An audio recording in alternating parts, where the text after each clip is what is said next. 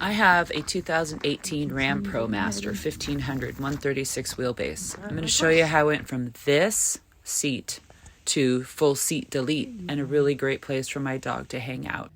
I'm not a mechanic, I'm not an electrician. I'm just going to share what worked for me to keep my airbags working on my driver's side and to not get a seatbelt light or airbag light on my dash. Before you do anything, you're going to need to order some 2.4 ohm resistors. I'll link them down below. You're going to need those on hand before you start this. I ordered 4, so I had 2 extra on hand in case I screwed them up. You're also going to need tools to get your seat out and some electrical tape and a way to cut zip ties. A flashlight would probably be pretty handy too. If you have your resistors, that was your step 1. Your step 2 is going to be disconnecting your battery and then letting your van sit for about 20 minutes. This is just what's recommended and what I did, and it worked for me. So your battery is under here. I'm not going to do a video on how to disconnect it because there's tons of them on the internet. So just make sure you got your vehicle in park. You're not going to need to use it for a while because once you start this, you're not going to want to stop in the middle. So yeah, make sure it sits for a minute and the battery is disconnected. All right, so at this point you're going to go in and disconnect the yellow, the orange, and the black plugs. The black one is going to lead up to the seat. That needs to be free so you can lift the seat out. We're going to fish out the weight sensor in a few minutes here. So disconnect these, and then you're going to loosen the 4 bolts that hold the seat down to the base and take the seat out. All right, so there's the seat that I removed. This is sitting on a swivel, so my connections are a little bit different than the stock seat, but you still are going to have to remove the 4 bolts that attach it to the seat base. Flip this sucker up, and you can see where they would attach. This is where your seatbelt tensioner lives, and you're gonna need a really big Torx bit. I don't know the size of this, but it was hard to get off. I had to ask my neighbor for the size because it wasn't in my toolbox, but it's a big Torx bit. Does it say on it? It doesn't say what size it is. It might. Can anybody read that? I don't have my glasses on. Somebody might be able to get a screenshot and read it. But that's the size Torx bit. It's huge. Underneath here is where you will see the cable from your seat sensor comes out of. Be careful not to just cut that or rip it out. You're gonna have to feed it back through here, and then I actually access the inside of my seat by taking these clips out. I don't know if you can see them in there, but they're these white clip things, and they attach, I don't know how I got in there, and they attach to this bar here. Hold on. Anyways, I pulled that out and all the way up. Hold my whole seat up. Let me see if I can get it here. Hold on. All right, so I got these undone, and I did that by actually putting my knee here and creating some, making it looser so that I could pull it off. And then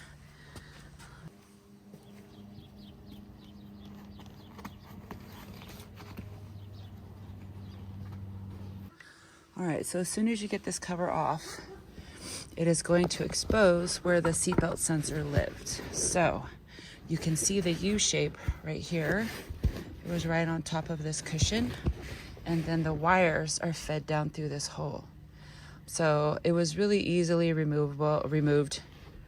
And then I fed the wire up through here, so then that way it stayed intact with the harness and the sensor attached to each other. All right, so you don't have to completely ruin your seat to dig this sucker out. It's false. Now, and then just go ahead and put that thing back together or do whatever you want with your seat. Another thing, so when you're taking off the seat, you're gonna have to remove this. So you take off the seat cover so you can access this little hook down here. This piece is stuck right over here, but it's pretty self-explanatory when you start taking things apart. Leave your airbag there. You don't have to take your airbag out, and you don't even have to unzip the seat. I unzipped the whole thing, but it was too much. But so I found the sensor here, accessing it from the top. And there are these little funky pins that you're gonna have to remove. They're right in here, and you can actually pull them out, but they hold these things, which is your seat, vinyl down onto the seat. So just take all that out and then you're good to go. So at this point, you're going to need to remove the seatbelt tensioner, but you have to remove the plastic cover to reveal the Torx bit. So you need a Phillips to get the plastic cover off. Remove the tensioner and make sure you preserve the wires. Keep them connected to the tensioner because you're going to plug it back in underneath the base. All right, so with your seat all removed and your sensor out, so this is what the sensor looks like when it's out of your van. Now, I don't know how fragile they are, but I'm not trying to really find out. So you can see that wire connected to the black harness right there. So you're gonna plug that back in, and remember, your van is off. Your van is off and your battery's disconnected this whole time. I'm gonna plug this sensor into the black right there. And then so now your van thinks that there's nobody sitting in your seat because there's no weight on here, right? So that's a step in the right direction. The next thing we're gonna work on is the seatbelt tensioner.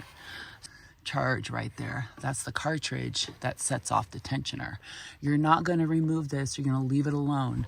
And then you're going to plug that from the seatbelt tensioner and then re-plug it back in. I didn't remove that. I left it, the yellow, just attached because I left my base there. Now, this is the info that I wasn't able to find, and that is how to trick the airbag harness. And I did that with the 4 point, gosh, I can't remember, I'll look it up, but I think it was a 4.2 or 4.4 resistor. I know they both will work. And what I did, because it's a 3-pin harness or a 3-pin plug, and you have to have all 3 of those pins in there, or else you are going to get a light, the seatbelt light, and then the bell will go off. So I took the resistors and I broke them open, and it's kind of nice because these have the pins. I put 2, you'll see exactly where they go. They put 2 of the pins in, and then I cut 1 in half and put the single pin in. Now let me show you.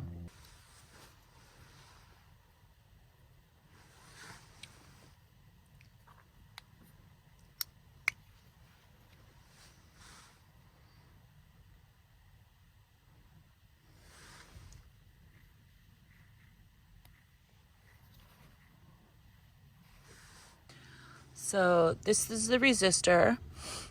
This comes out, right? Now, this is just what I bought. I know there's other types, or not, I don't even know, man, but I know that there are other different looking resistors, but this is the one that I bought.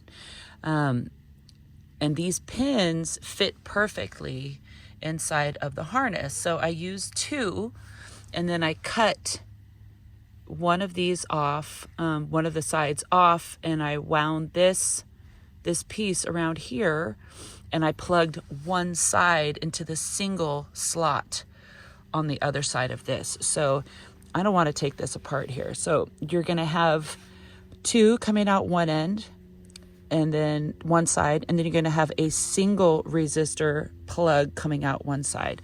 So imagine having,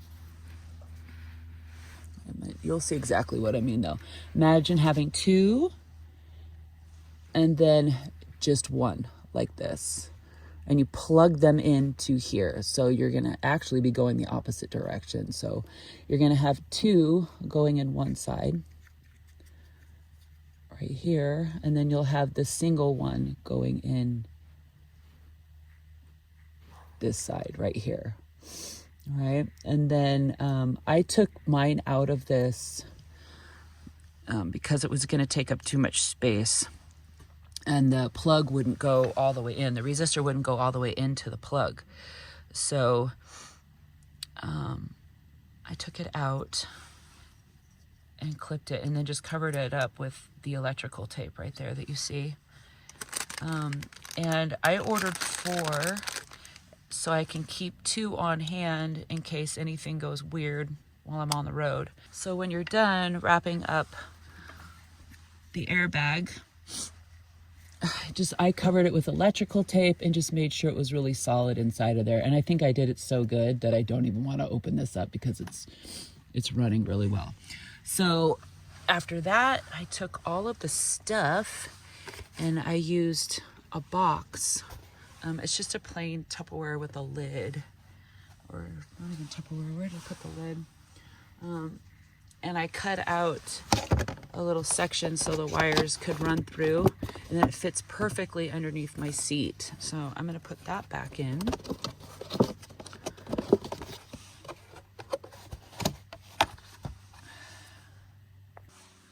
Wrap everything up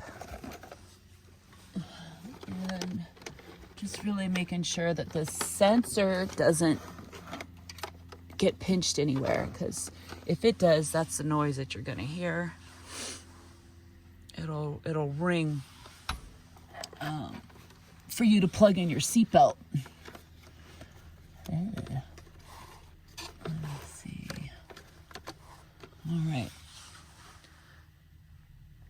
There you go. Nothing will hit it. And I just tilt mine up in here. And there's kind of like I have a little groove for my platform in there, and it just stays up out of the way. And then I use this area for storage. Works awesome. So at this point, you're ready to reconnect your battery, and then you can start her up. You shouldn't get any warning lights for your airbags or your seatbelt. If you do get a seatbelt alarm, that might mean that you have your weight sensor pinched in your box or something is pressing against the weight sensor. Another thing that could happen is the connections underneath where the harnesses were plugged back into the car aren't secure. So you can check those things out. And if you have any questions, leave them in the comments.